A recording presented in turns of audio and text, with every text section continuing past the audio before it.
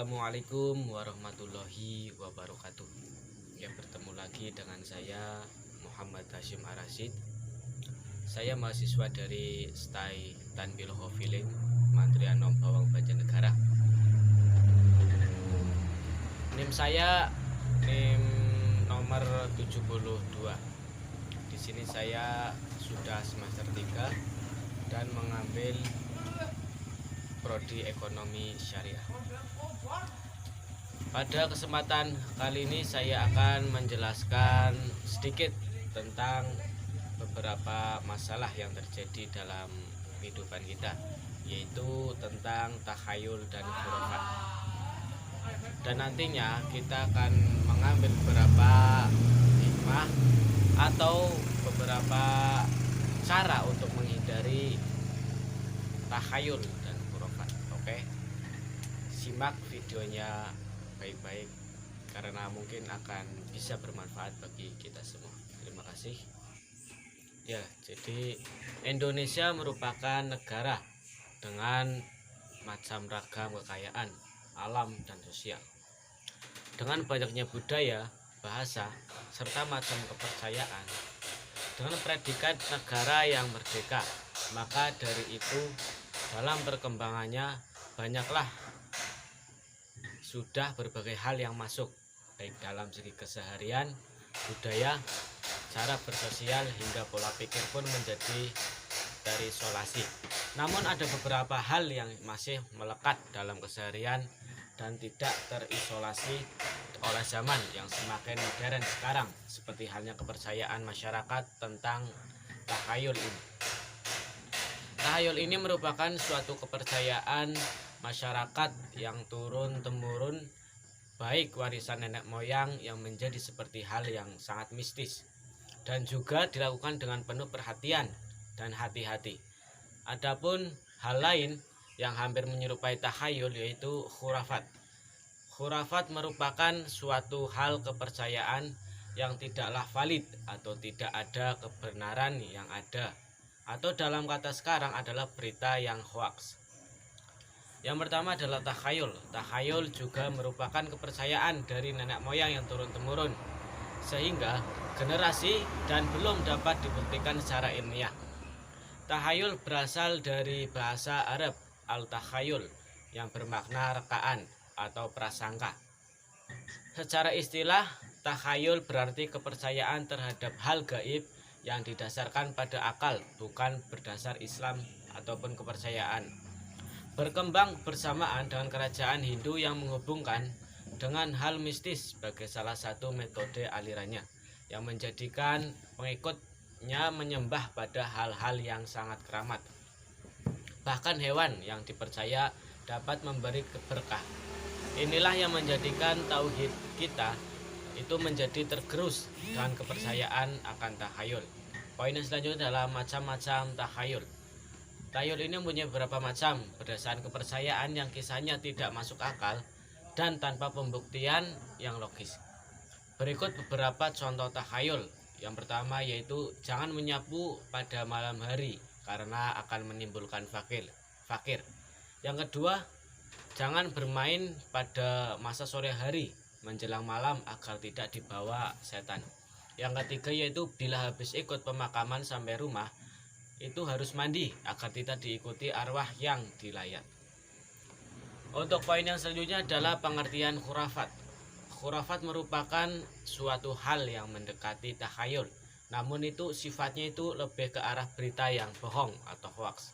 Menurut Ibnu Mazur, khurafat adalah berita yang di dalamnya itu dibumbui dengan dusta. Adapun menurut Ibnu Kaldi, bahwasanya khurafat adalah nama orang dari Bani Udrah atau Bani Joinah yang ceritanya ia pernah diculik oleh jin dan kembali ke dalam desa.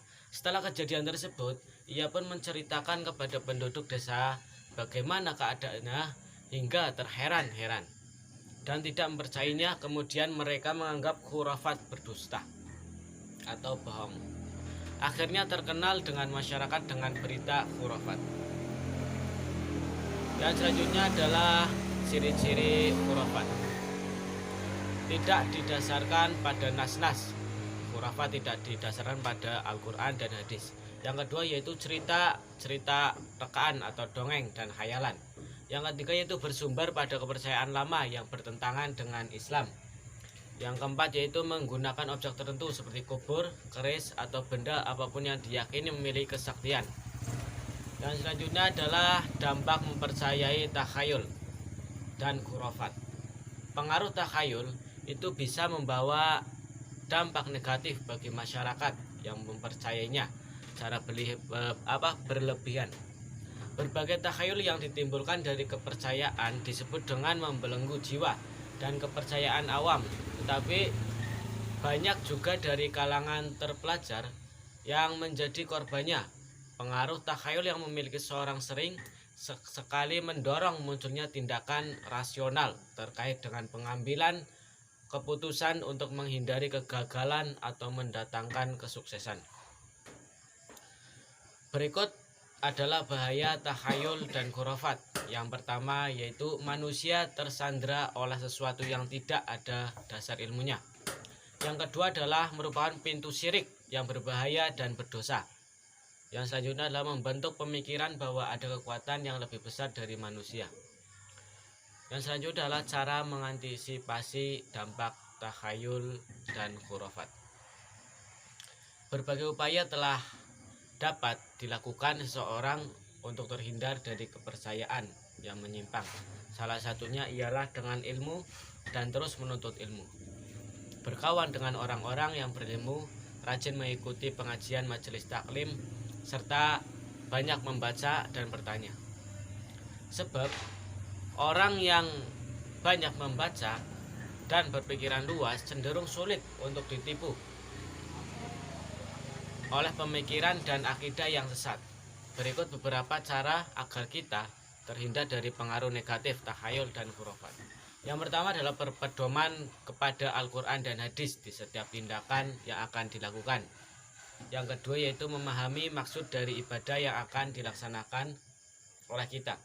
Yang ketiga yaitu memperdalam ilmu agama kita agar lebih dalam. Yang keempat menanyakan masalah ibadah kepada ahlinya.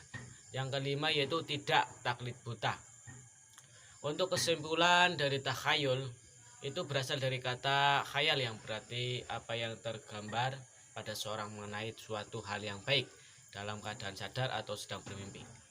Dalam segi bahasa, khurafat berasal dari kata khurafa, yakhtiru khurafatan.